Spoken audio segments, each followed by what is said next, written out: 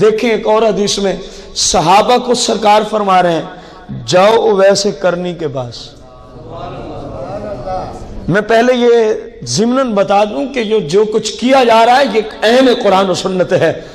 جاؤ ویسے کرنی کی شان جن کو بھیجا جا رہا ہے ان سے زیادہ ہے نہیں بھائی۔ خلفائے راشدین میں سے 2 بندوں کو بھیجا جا رہا تھا، مولا کائنات اور شہنشاہ عدالت فاروق اعظم جیسی ہستیوں کو۔ یہ صحابی بھی ہیں، خلفائے راشدین میں بھی ہیں، عشرہ مبشرہ میں بھی ہیں، قطعی جنتی بھی ہیں، اور ویسے کرنی تو صحابی ہی نہیں ہے، اللہ کا ولی ہے۔ اللہ کے محبوب نے فرمایا ہے تم دونوں نے کس کی بارگاہ میں جانا ہے اور کیا کرانی ہے، کس کے لیے کرانی ہے، کس بات کی کرانی ہے؟ بخشش و مغفرت کی۔ رسول اللہ کو خود نہیں دعا کرنی آتی تھی؟ یا ساری زندگی جو غاروں میں امت کے لیے، امت کی بخشش کے لیے آپ نے آنسو بہائے وہ کم تھے؟ کو ویسے کرنی کی دعا کی کوئی زیادہ ضرورت پڑی تھی؟ نہیں۔ اگر اس جہت سے دیکھو تو ضرورت نہیں تھی۔ اگر آج کے زمانے کے کچھ لوگوں کو دیکھو تو مسلمانوں کے عقائد کی مضبوطی کے لیے ضرورت پڑی تھی۔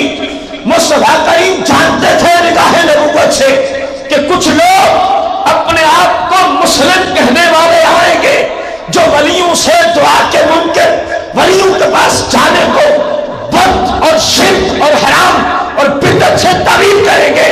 سرکار نے صحابہ کو بھیج کر اہل سنت والوں تمہارے مسلک پر بہت بڑی دلیل عطا فرما دی ہے، ضرورت نہ تھی دلیل کے لیے فرمایا جاؤ، جب میں خود بھیجوں گا تم جاؤ گے، قیامت تک یہ شریعت بن جائے گی کہ ولی کے پاس جانا اللہ کے نبی علیہ السلام کے فرمان کی تابعداری ہوتی ہے۔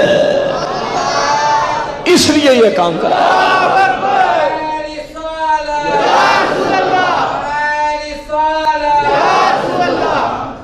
اس لیے یہ کام کرایا گیا تھا۔ ہیں بڑی شان والے اور اپنے سے کم شان والے کی طرف جا رہے ہیں، کیونکہ آرڈر جو سرکار مدینہ علیہ السلام کا ہے، آرڈر جو سرکار ہے، یہ تو ایک بڑی بحث ہے نا کہ جب ایسے لوگ پہنچے تو وہ کیسے پیش آئے، وہ ایک اپنے نظام میں محو تھے آگے۔